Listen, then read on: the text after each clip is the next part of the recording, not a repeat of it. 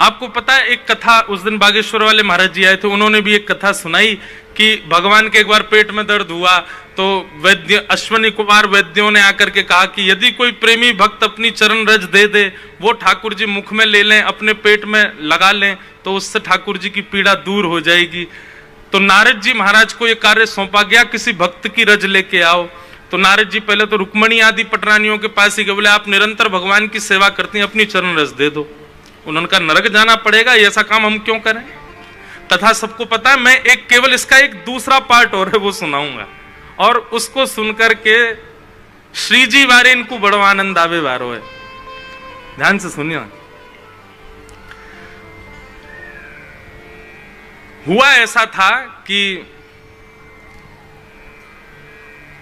ब्रज की गोपियां सब क्रंदन कर रही थी, रुदन कर रही थी, और नारद जी वहां बैठकर के उनको समझाने गए। बोले आप लोग विलाप मत करो, ठाकुर जी का स्वभाव है, अब मैं क्या कहूं, ठीक है आगे की लीलाएं भी तो जरूरी हैं। गोपियां कहने लगी ए बाबा तू हमें ज्ञान मत देवे, चल चलो जाए आते आके यहाँ पे बोल लो है। नारद जी बोले एक तो हम समझा रहे हैं, ऊपर से हमको ही डांट रही हो। बोले तू कहा जाने हमारो प्रेम। नारद जी बोले एक तो मैं समझा रहा हूं तो आप इतना नाराज क्यों हो रही हैं। ठाकुर जी बाहर इसलिए गए क्योंकि लीला आगे की करनी जरूरी है। गोपी बोली ठाकुर जी हमसे दूर है ही नहीं, और तू बाबा डटो रहे, अभी तो को दर्शन करा मैं। गोपियां नेत्र बंद करके ठाकुर जी का स्मरण करने लगी, 1 घंटे तक स्मरण किया, ठाकुर जी नहीं पधारे। तभी गोपियों के बीच में श्री जी बैठी थी। श्री जी ने जैसे ही नेत्र बंद करके ठाकुर जी का आह्वान किया, इतने में त्रिभंग लली श्याम सुंदर वृंदावन में प्रकट हो गए, और प्रकट होकर के सब गोपियों ने प्रणाम किया, लीला करने लगे। गोपियां बोली देख ले बाबा हमें समझावे आयो है, ठाकुर जी तो निरंतर हमारे पास ही रहे। बोले निरंतर पास रहते थे तो फिर 1 घंटे तक क्यों याद किया आपने, एक बार में ही क्यों नहीं आ गए। बोले ये ठाकुर जी से हम तो को पूछवा में। जाके बोली ठाकुर जी इतना समय क्यों लगाया आपने आवे में। बोले कारण ये था कि जब समूह में सब लोग मेरा चिंतन करते हैं और उस समूह में एक भी व्यक्ति यदि मेरे प्रति अविश्वास रखता है तो पूरे समूह को ही मेरी प्राप्ति में विलंब होता है। आपका पूरा समूह तो बहुत भाव से कर रहा था, लेकिन जो बाबा के हृदय में अविश्वास था, इसकी वजह से 1 घंटा विलंब से आए हम। नारद जी को तो अपना बड़ा अपमान लगा। नारद जी बोले अब तो मैं वृंदावन आऊंगा ही नहीं, यहां तो कोई समझता ही नहीं हमको कुछ भी। बोले मैं तो द्वारिकाधीश के पास ही जाऊंगा। तब नारद जी द्वारिकाधीश के पास आए तो देखा नारद जी द्वारिकाधीश यहां भूमि पर पड़े पेट पकड़ के रोदन कर रहे हैं। नारद जी के मन में यह आ गया था ना कि गोपियों का प्रेम तो साधारण है, इसलिए वहां से कथा प्रारंभ होती है। तब अश्वनी कुमार वैद्यों ने कहा कोई प्रेमी भक्त चरण रज दे तो ठाकुर जी को लगा के स्वस्थ हो जाएंगे। सब जगह गए, सबने कहा कि नरक जाना पड़ेगा अपनी चरण रज भगवान को देंगे तो। तब नारद जी भगवान के पास बैठे थे, द्वारिकाधीश के पास। बोले ठाकुर जी कहीं भी औषधि नहीं मिल रही। भगवान बोले सब जगह हुआ है तुम। बोले हाँ। ब्रज गए। बोले मां नहीं जाऊंगा, वहां तो गोपियां मुझको ऐसे लताड़ देती हैं, मैं नहीं जाऊंगा वहां पर। ठाकुर जी बोले एक बार चले जाओ। नारद जी बोले ठीक है आपकी पीड़ा को मद्देनजर रख के चला जाता हूं। तब नारद जी वृंदावन आए। गोपियां बोली आगो बाबा फिरते, बता क्या काम है। तब नारद जी ने कहा ठाकुर जी को बड़ी पीड़ा हो रही है, उनके उदर में दर्द है, तब उनको एक रज किसी प्रेमी भक्त की रज पवानी है, तभी वो स्वस्थ होंगे। इतना सुनते ही समग्र गोपियां यमुना जल में घुटने घुटने तक अपने पैर गीले कर लिए, ब्रज रज पूरी अपने चरणों में लगा करके अपने सुंदर पल्लू फाड़ फाड़ करके सामने रख दिए, पैर झाड़ झाड़ करके रिगड़ रिगड़ करके जितनी रज थी चरणों की सब भर के इतनी सारी पोटलियां दे दी नारद जी को। लो ले जाओ। नारद जी बोले 2 बातें करनी। बोले कहो। बोले पहली बात, आपको नरक जाने से भय नहीं लगता? ठाकुर जी की तरफ कमर करना भी अपमान माना जाता है, अपराध माना जाता है। भगवान को बंधुओं सीधे प्रणाम करना भी अपराध माना गया, इसीलिए लेट करके तिरछा प्रणाम किया जाता है। क्यों? ऐसा भाव है। और उसमें भी यह है कि दाहिनी ओर से बाम ओर की तरफ लेटना चाहिए, यहां से यहां नहीं। कभी आपत्ति कोई ऐसा आ जाए कि वहां पे संत जन बैठे उनको चरण ना हो जाए तो बात अलग है, लेकिन प्रयास करना चाहिए दाहिने तरफ से बाम की ओर ही लेटना चाहिए। ठाकुर जी को प्रणाम कर, क्यों?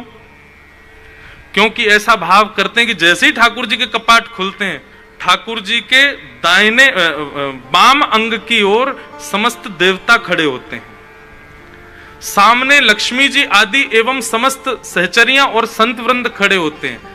ये स्थान अवकाश का होता है, इसलिए चरण हमारे उस तरफ जाएं और ठाकुर जी को हम ऐसे प्रणाम करें, ये भाव। तो जहां इतनी छोटी बात पे भी अपराध लग जाता, वहां ठाकुर जी को अपनी चरण रज देना, आपको भय नहीं लगता नरक जाने से? गोपियां बोली, नारद अगर हम इस बात से भयभीत हों कि हम नरक जाएंगी और हमारी उस क्रिया से ठाकुर जी को पीड़ा हो रही हो, हमें 100 बार नरक जाना मंजूर है, लेकिन अपने श्याम सुंदर को पीड़ा में देखना मंजूर नहीं है। नरक चली जाए, जीवन भर नरक में रह लें, लेकिन हमारे श्याम सुंदर प्रसन्न रहेंगे जहां कहीं भी हमारी रज से, तो हमें वो स्वीकार। दूसरी बात बताओ, नारद जी बोले थोड़ी रज चाहिए, आपने तो पूरी पोटली भर के दे दी है, इतनी रज का मैं क्या करूंगा? गोपियां बोली, पीड़ा आज है कल नहीं होगी, तुम कैसे कह सकते हो? और हमने तो इतनी इसलिए दी है कि रुक्मणी, अनिरुद्ध, प्रद्युम्न, पूरे द्वारिका में किसी को भी पीड़ा हो सबको हमारी रज लगा देना, सब ठीक हो जाएंगे। नारद जी महाराज को यह भाव समझ नहीं आया। लेकर के समस्त पोटलियों को नारद जी जैसे ही द्वारिका पधारे, द्वारिकाधीश के उदर में लाल पड़ गया था, दर्द के कारण ठाकुर जी का उदर दूर से लाल लाल दिखता था, इतनी पीड़ा में ठाकुर जी। नारद जी ने जैसे ही ब्रज रज का और गोपियों की चरण रज का, उस गोपियों की रज में श्री जी के भी चरण रज है, उसका जैसे ही लेप किया, क्षण भर में ठाकुर जी की पीड़ा स्वस्थ हो गई, ठीक हो गए ठाकुर जी। ठाकुर जी ने मन में विचार किया, बोले नारद हम अस्वस्थ हो जाते हैं, पूरी द्वारिका के कार्य रुक जाते हैं, ऐसा कुछ करना पड़ेगा कि हमको अस्वस्थता ना हो। नारद जी बोले बताओ क्या करना है? सोई ठाकुर जी ने एक सुंदर कुंड खोदा और उस कुंड में समस्त रज को मिलाकर के जल का सिंचन करके ठाकुर जी ने उस जल में स्नान किया, और वही है गोपी तालाब, द्वारिका में विराजमान। ये दूसरी कथा है गोपी तालाब के प्राकट्य की। द्वारिकाधीश यहां विराज रहे, और इतना ही नहीं, ठाकुर जी ने उसमें स्नान किया, संपूर्ण यदुवंशियों को भी स्नान कराया, और बची हुई रज को पूरी द्वारिका में बिखेर दिया। पूरी ब्रज की गोपांगनाओं की रज से पूरा द्वारिका आच्छादित हो गया। तब नारद जी महाराज ने नारद भक्ति सूत्र की रचना की, और उसमें प्रेम के स्वरूप के आगे वर्णन करते हुए कहते हैं, बोले प्रेम क्या है? बोले तत् सुखे सुखित्वम। और ये प्रेम आपको दिखा किसमें? बोले यथा ब्रज गोपी का नाम, ब्रज की गोपी जिनके चरण रज के जल में ठाकुर जी स्नान करते हैं, द्वारिकाधीश स्नान करते हैं। दूसरी कथा गोपी तालाब के प्राकट्य की ये बंधुओं कि गोपी तालाब का चंदन लगाते हैं लोग, उसमें थोड़े काले कण भी हैं रज के। बहुत ध्यान से सुनिएगा, बड़ी सूक्ष्म कथा है। गोपी तालाब के गोपी चंदन में ये जो काले कण हैं ये किसके? बहुत सुंदर भाव। जब रुक्मणी जी को दुर्वासा जी का श्राप हुआ कि आपको कुछ दिन का द्वारिकाधीश का वियोग सहना पड़ेगा, तब द्वारिकाधीश के वियोग को रुक्मणी जी बिल्कुल असमर्थ समझने लगी अपने आप को करने में। और कुछ दिन पहले ही कुरुक्षेत्र के सूर्य ग्रहण से वापस लौट करके आए थे, तो सारी कृष्ण पटरानियों के चित्त में तो श्री जी की छाप थी। वो श्री जी का भाव अभी भी चिंतन में चल रहा था, हृदय में हिलोरें ले रहा था। और उसी बीच ये घटना हुई कि रुक्मणी जी को वियोग होगा। तब श्री रुक्मणी जी क्रंदन करते हुए श्री जी को याद करने लगी, किशोरी जी का स्मरण करने लगी, और किशोरी जी का स्मरण करते हुए कहा, हे श्री जी,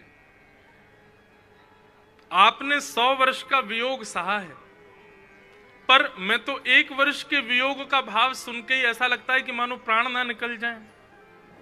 हे श्री जी, हे करुणामयी, आप कृपा करो, आप बल प्रदान करो, आप कोई लीला करो, कैसे इस वियोग को सहा जाए। कहते हैं रुक्मणी जी के उस आर्तनाद को सुनकर के, उस क्रंदन को सुनकर के द्वारिका में श्री जी प्रकट हो गए, श्री राधा रानी प्रकट हो गई और रुक्मणी जी को अपने हृदय से लगा लिया। और उस काल में ठाकुर जी के वियोग में रुक्मणी जी को यदि किसी ने संभाला है तो वो श्री जी और हमारी ब्रज की पटरानी, हमारी गोपियों ने। ये सब भाव बंधुओं, अंतरंग कहीं की कथाओं के सब भाव हैं। श्रीमद् भागवत के दूसरे महात्म में स्वयं यमुना जी कहते हैं, आत्मा रामस्य कृष्णस्य ध्रुवमात्मास्ति राधिका तस्य दास प्रभावेण विरहोस्मान न संस्पृशेत। यदि कृष्ण विरह व्याकुलता किसी के चित्त में हो तो उसको श्री जी का आश्रय लेना चाहिए। क्यों? बोले श्री जी के आश्रित होने से कृष्ण विरह कम होता है। क्यों? लोग कहते हैं, अब एक कोई वैष्णव यहीं बैठे हैं इस पंडाल में, उन्होंने मुझसे प्रश्न किया, महाराज जी मुझे पहले बहुत विरह होता था, ठाकुर जी के विरह में रात रात भर रोते थे, पर आपने जब से बताया कि राधा राधा अपना जपना शुरू करो, श्री जी को चिंतन किया करो, जब विरह हो तब श्री जी को याद करो, विरह कम होगा। अब होता है कि श्री जी को याद करते विरह कम हो जाता है, परंतु पता नहीं कुछ दिन से ऐसा लग रहा है कि कहीं हमने अपने पक्ष का विरह श्री जी पे तो नहीं दे दिया। नहीं, आप अपने पक्ष का विरह श्री जी को नहीं दे रहे हैं, तो विरह क्यों नहीं होता श्री जी का नाम लेने से ठाकुर जी का? क्योंकि श्री जी जब चित्त में विराजमान हो जाती हैं, श्री जी के भाव में, श्री जी के रूप में, श्री जी के गुण में इतनी सामर्थ्य प्रकट हो जाती है कि फिर कृष्ण विरह वो प्रकट होने नहीं देती, और प्रकट होता भी है तो श्री जी संभालती हैं, श्री जी रक्षक बन करके उसका पोषण करती हैं। इसलिए विरह अवस्था में श्री जी का स्मरण बहुत लाभकारी। पर विरह सबको होता नहीं है, बहुत कम लोगों को विरह होता है। जिसको विरह हो कृष्ण विरह, श्री जी का स्मरण करो। रुक्मणी जी ने श्री जी का विरह में श्री जी का स्मरण किया, श्री जी प्रकट हो गए। श्री जी के आते ही ठाकुर जी की याद अपने आप कम हो गई, आती नहीं, अब तो कम आती। लाडली जी को देख करके जी रही हैं, और कभी कभी विरह होता है तो सब कृष्ण पटरानियां, ब्रज की गोपियां श्री जी रुदन करती हैं कृष्ण विरह में। उन्हीं विरह के अश्रुओं से आंखों में लगे जो काजल हैं वो बहकर के गोपी तालाब के कणों को काला बना देते हैं। वही चंदन जिसमें ब्रज की रज भी है, गोपियों की रज भी है, श्री जी की रज भी है, और कृष्ण विरह के अश्रुबिंदु भी हैं। इसीलिए वैष्णव जन गोपी चंदन को अपने माथे पर अर्पित करते हैं। ब्रज द्वारिका में औषधि भी, हमारे द्वारिका में औषधि ब्रजमंडल की रज ही है। उसी से ठाकुर जी और सब यदुवंशी सब स्वस्थ रहते हैं। ऐसा ब्रज द्वारिका मिलन महोत्सव। तो यहाँ की रज को भी यदि आप प्रणाम करो, यहाँ की रज का भी तिलक लगाओ तो उसमें कोई दिक्कत नहीं है, क्योंकि यहाँ की रज में ठाकुर जी के तो चरण चिन्ह है ही, संगी संग ब्रज की रज भी द्वारिका में विस्तृत की गई है। ठाकुर जी ने छिड़काई है पूरी द्वारिका में, नारद जी के लाई गई पोटलियों को फैला दिया पूरी द्वारिका में, ब्रज की रज द्वारिका में व्यवस्थित हो गई है। तो ऐसा ब्रज द्वारिका मिलन उत्सव है।